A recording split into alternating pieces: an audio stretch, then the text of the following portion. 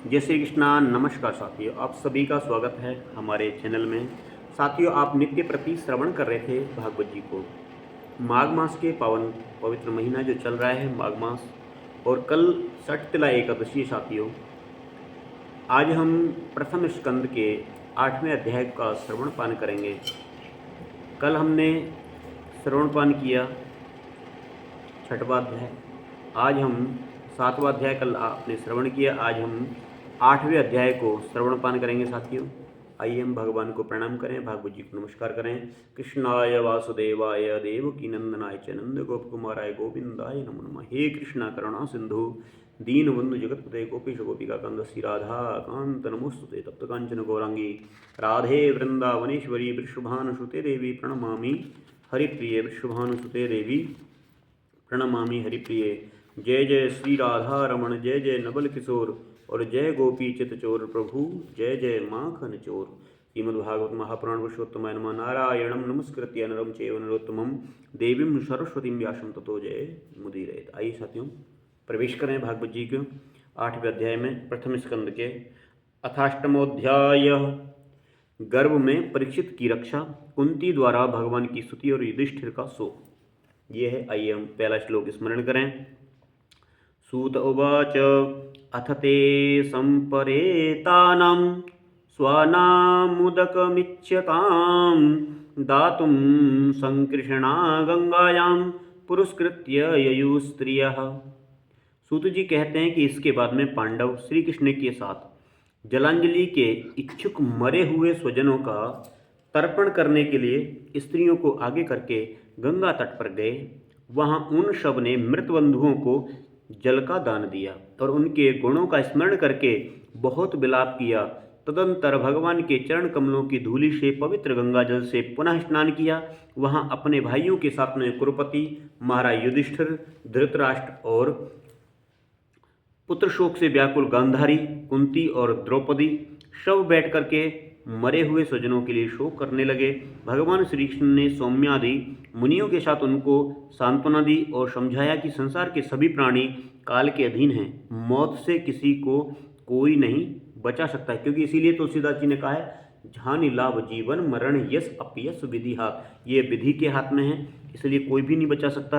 इस प्रकार से भगवान श्री कृष्ण ने अज्ञात शत्रु महाराज युधिष्ठिर को उनका वह राज्य जो धूर्तों ने छल से छीन लिया था वापस दिलाया, और तथा द्रौपदी के केशों को स्पर्श करने से जिनकी आयु क्षीण हो गई थी उन दुष्ट राजाओं का वध कराया।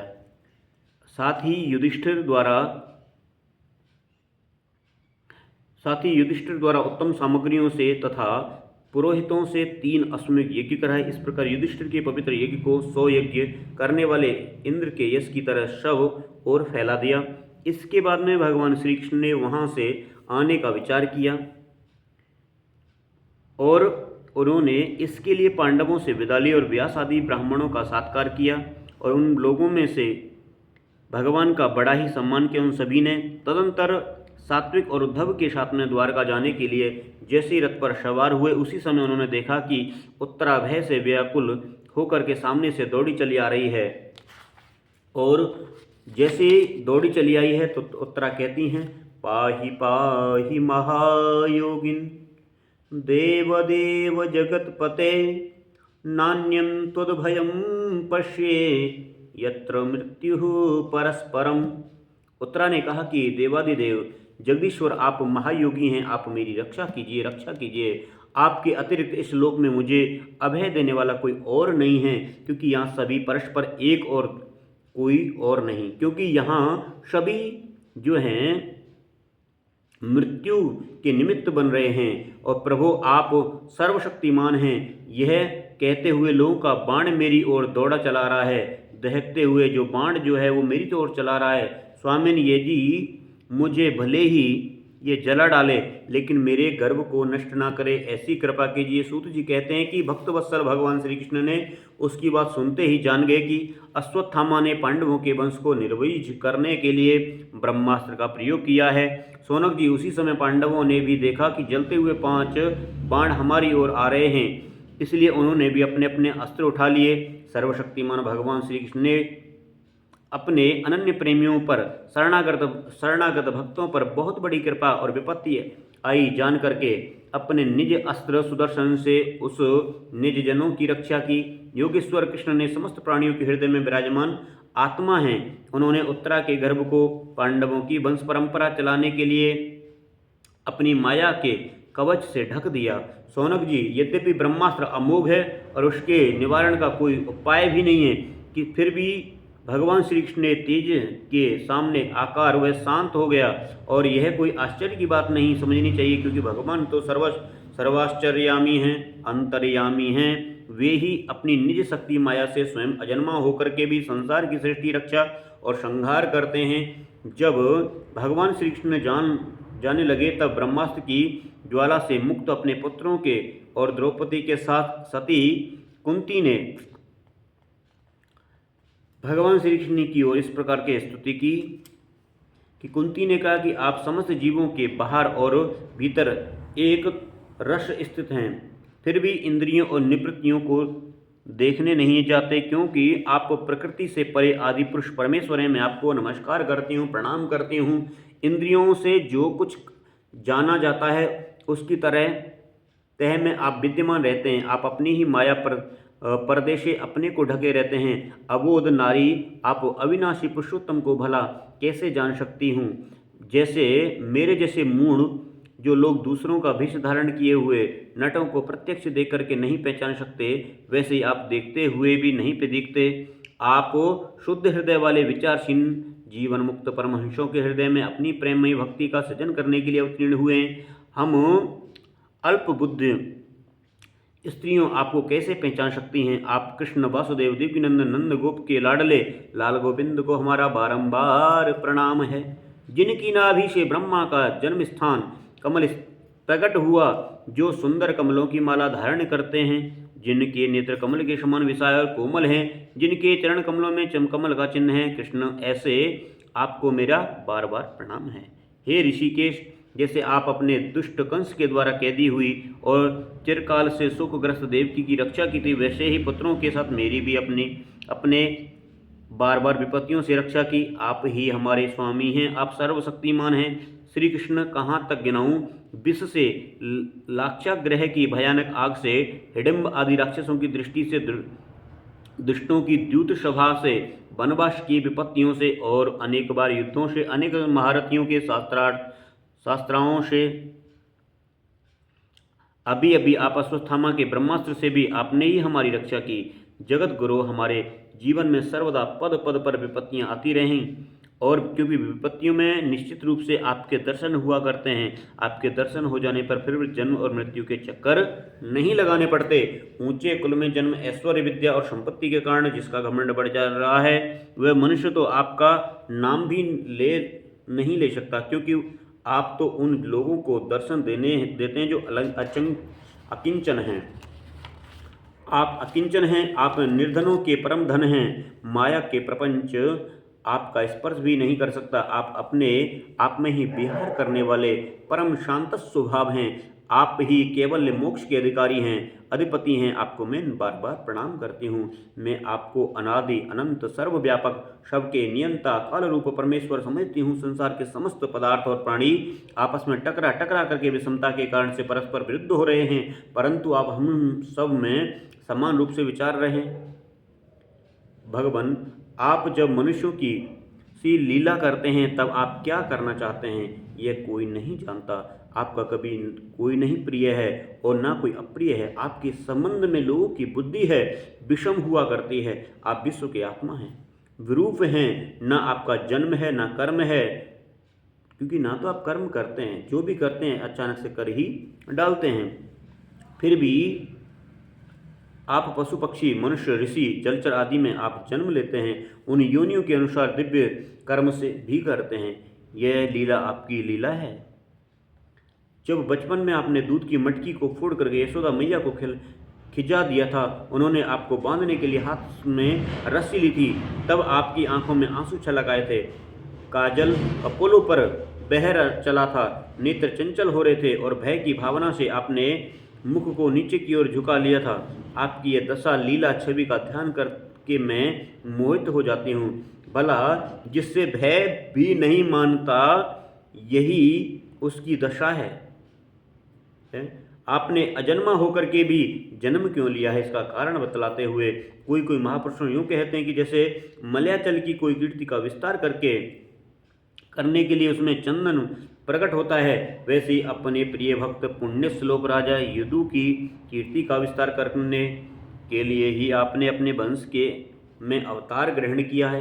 दूसरे लोग यूँ कहते हैं कि वसुदेव और देवकी ने पूर्व जन्म में सुतपा और प्रश्नि के रूप में आपसे यही वरदान प्राप्त किया था, इसलिए आप अजन्मा होते हुए भी जगत के कल्याण और दैत्यों के नाश के लिए उनके पुत्र बने हैं। कुछ लोग यूँ कहते हैं कि ये पृथ्वी दैत्यों के अत्यंत भार से समुद्र में डूबते हुए जहाज की तरह डगमगा रही थी, पीड़ित हो रही थी। तब ब्रह्मा की प्रार्थना से उसका भार उतारने के लिए ही आप प्रकट हुए हैं। कोई महापुरुष यूँ कहते हैं कि जो लोग संसार में अज्ञान, कामना और कर्मों के बंधन में जकड़े हुए पीड़ित हो रहे हैं, उन लोगों के लिए श्रवण और स्मरण करने योग्य लीला कर्ण के विचार से ही आपने अवतरण ग्रहण किया है, अवतार जो है वो ग्रहण किया है। भक्तजन बार बार आपके चरित्र का श्रवण करते हैं, गान कीर्तन और स्मरण करके आनंदित होते रहते हैं। वे ही अविलंबन और आपके उस चरण कमल का दर्शन कर पाते हैं जो जन्म मृत्यु के प्रभाव को सदा के लिए रोक देता है। भक्तवांछल कल्पतरु प्रभु, क्या आप हे भक्त वत्सल कल्पतरु प्रभु, क्या आप अपने आश्रित और संबंधी हम लोगों को छोड़ करके जाना चाहते हैं? आप जानते हैं कि आपके चरण कमलों के अतिरिक्त हमें किसी का सहारा नहीं है। पृथ्वी के राजाओं के तो हम यूं ही विरोधी हो गए हैं। जैसे जीव के बिना इंद्रियां शक्तिहीन हो जाती हैं, वैसे ही आपके दर्शन बिना यदुवंशियों और हमारे पुत्र पांडवों के नाम और रूप का स्तुति ही क्या रह जाता है। गदाधर आपके विलक्षण चरण चिन्हों से चिन्हित यह कुरुंजांगल देश की भूमि जो है आज जैसी शोभायमान हो रही है, वैसी आपके चले जाने पर यह शोभायमान नहीं रहेगी। आपकी दृष्टि से प्रभाव से ही ये देश पकी हुई फसल और लता वृक्षों से समृद्ध हो रहा है। ये वन, पर्वत, नदी और समुद्र भी आपकी दृष्टि से ही वृद्धि को प्राप्त हो रहा है। आप विश्व के स्वामी हैं, विश्वात्मा हैं और विश्व रूप पति हैं। यदुवंशियों और पांडवों में मेरी बड़ी ममता हो गई है। आप कृपा करके स्वजनों के साथ में जोड़े हुए इस स्नेह के दृढ़ फांसी को काट दीजिए कि मेरी इतनी ममता क्यों है। श्री कृष्ण, जैसे गंगा की अखंड धारा समुद्र में गिरती रहती है, वैसे ही मेरी बुद्धि किसी दूसरी ओर ना जाए, आपसे ही मैं ही निरंतर प्रेम करती रहे। श्री कृष्ण, अर्जुन के प्यारे सखा यदुवंश शिरोमणि, आप पृथ्वी के भार रूप राजवेशधारी दैत्यों के जलाने के लिए अग्नि रूप हैं। आपकी शक्ति जो है वो अनंत है। हे गोविंद, आपका यह अवतार गौ, ब्राह्मण, देवताओं का दुख मिटाने के लिए ही है। योगेश्वर चराचर के गुरु भगवान हैं। मैं आपको नमस्कार करती हूँ, आपको प्रणाम करती हूँ। सूत जी कहते हैं, इस प्रकार से कुंती ने बड़े बड़े मधुर शब्दों में भगवान की आराधना की, अधिकांश लीलाओं का वर्णन किया। यह सब सुन करके भगवान श्री कृष्ण अपनी माया से उसे मोहित करते हुए मंद मंद मुस्कुराने लगे। उन्होंने कुंती से कह दिया कि अच्छा ठीक है। रथ के स्थान से वे हस्तिनापुर लौट आए। वहां कुंती और सुभद्रा आदि देवताओं से विदा लेकर के जब वे जाने लगे, तब राजा युधिष्ठिर ने बड़े प्रेम से उन्हें रोक लिया। राजा युधिष्ठिर को अपने भाई बंधुओं के मारे जाने पर बड़ा शोक रहा था। भगवान की लीला का मर्म जाने वाले व्यास आदि महर्षियों और स्वयं अद्भुत चरित्र करने वाले भगवान श्री कृष्ण ने अनेकों इतिहास कहकर उन्हें समझाने की बहुत चेष्टा की, परंतु उन्हें सांत्वना न मिली। उनका ना शोक को कोई मिटा नहीं सका। शोकादि ऋषियों और धर्मपुत्र राजा युधिष्ठिर को अपने स्वजनों के वध से बड़ी चिंता हुई। वे अविवेक युक्त चिंत से स्नेह और मोह के वश में होकर के कहने लगे कि भला मुझ दुरात्मा के हृदय में बद्धमूल हुए इस अज्ञानता को कैसे, तो देखो मैंने सियार, कुत्तों के आहार और इस अनात्मा शरीर के लिए अनेक अक्षौहिणी सेना का नाश कर डाला। मैंने बालक, ब्राह्मण, संबंधी, मित्र, चाचा, ताऊ, भाई, बंधु और गुरुजनों से द्रोह किया। करोड़ों वर्षों से भी नरक से मेरा छुटकारा नहीं हो सकता। यद्यपि शास्त्र का वचन है कि राजा यदि प्रजा का पालन करने के लिए धर्म युद्ध में शत्रुओं को मारे तो उसे पाप नहीं लगता, फिर भी इससे मुझे संतोष नहीं होता। स्त्रियों के पति और भाई बंधुओं को मारने से उनका मेरे द्वारा यहाँ जो अपराध हुआ है उसका मैं गृहस्थोचित यज्ञादि के द्वारा मार्जन करने में समर्थ नहीं हूँ। जैसे कीचड़ से गदला जल स्वच्छ नहीं किया जा सकता, मदिरा से मदिरा की अपवित्रता नहीं मिटाई जा सकती, वैसे ही गोविंद, वैसे बहुत ही हिंसा बहुल यज्ञों के द्वारा एक ही भी प्राणी की हत्या का प्रायश्चित नहीं किया जा सकता। इस प्रकार से जो है उन्होंने भगवान से प्रार्थना की है। किसने?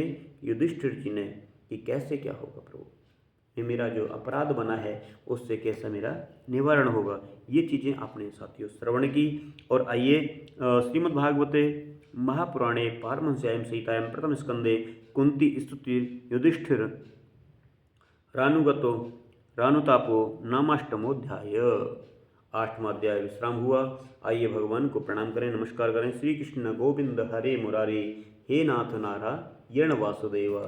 श्री कृष्ण गोविंद हरे मुरारी, हे नाथ नारायण वासुदेव, हे नाथ नारायण वासुदेव, हे नाथ नारायण वासुदेव।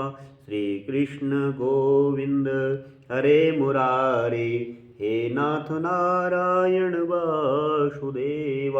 अपराध सहस्राणि, हे प्रभु हमने भी हजारों अपराध किए होंगे, हमसे भी जैसे भागवत जी पढ़ रहे हैं कहीं ना कहीं कोई त्रुटि हो रही होगी। अपराध सहस्राणि क्रियन्ते हर्षितं मया, दासोऽयमिति मां मत्वा क्षम्यतां जगदीश्वरः, क्षम्यतां परमेश्वरः, क्षम्यतां परमेश्वरः। बोलिए कृष्ण कन्हैया लाल की जय। श्री राधा रानी सरकार की जय। गौ माता की जय। जय भारत माता की जय। धरती माता की जय। श्रीमद्भागवत महापुराण की जय। श्री सुखदेव जी महाराज की जय। जय जय श्री राधे, जय जय श्री श्याम। साथियों सभी को प्रेम भरा राधे राधे, षटतिला एकादशी की बहुत बहुत शुभकामनाएं साथियों। जय श्री राधे, जय श्री श्याम। जो भी हमारे मित्र देख रहे हैं तो कृपया चैनल को सब्सक्राइब करें, ताकि आपको आगे भी जैसी वीडियो डलती हैं, नित्य प्रति डल रही हैं, तो आपको नोटिफिकेशन प्राप्त हो सके। साथियों अपने इष्ट मित्रों को भी जोड़ें, ताकि वो भी धर्म के मार्ग पर जुड़ें, भक्ति के मार्ग से जुड़ सकें। जय श्री राधे, जय श्री श्याम। राधे राधे।